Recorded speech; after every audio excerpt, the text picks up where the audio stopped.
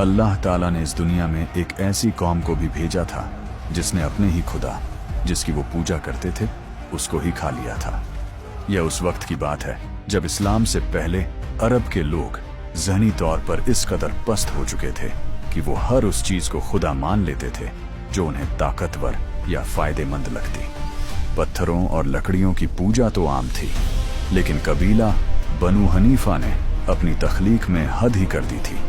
उनका यह वहम था कि अगर वह अपनी सबसे कीमती और लजीज खाना खजूर और मक्खन से अपना माबूद तैयार करेंगे तो शायद वह उन पर ज्यादा मेहरबान होगा।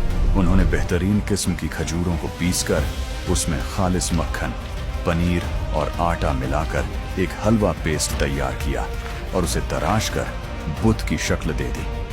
वो इस लजीज खुदा के सामने सजदा करते और समझते कि यह उनकी खुशहाली की जमानत है। लेकिन कुछ अरसे बाद कबीला बनु हनीफा के उस पूरे इलाके पर ऐसी भयानक खुश्क साली आई जिसने सब कुछ तबाह कर दिया। जमीन फट गई, पानी सूख गया। जब भूख बर्दाश्त से बाहर हो गई तो उनका सारा अकीदा और ईमान पेट की आग के आगे ढेर हो गया। शुरू में तो उन्हें खौफ आया कि अपने ही बनाए हुए खुदा को कैसे खा लें, लेकिन जब मौत सामने दिखी तो उन्होंने सोचा कि अगर हम जिंदा ही नहीं बचेंगे तो पूजा किसकी होगी।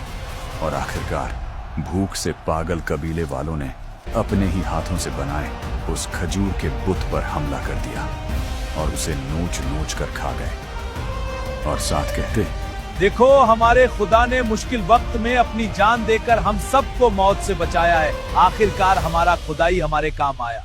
जब यह बात पूरे अरब में फैली तो लोग उन पर खूब हंसते थे और उनका मजाक उड़ाते थे कि बनु हनीफा के जाहिलों ने अपनी भूख मिटाने के लिए अपने ही खुदा को खा डाला।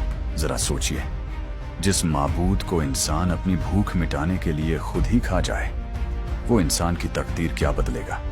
असल ताकत तो सिर्फ उस अल्लाह की है जो पूरी कायनात को रिस्क देता है, मगर खुद किसी का मोहताज नहीं।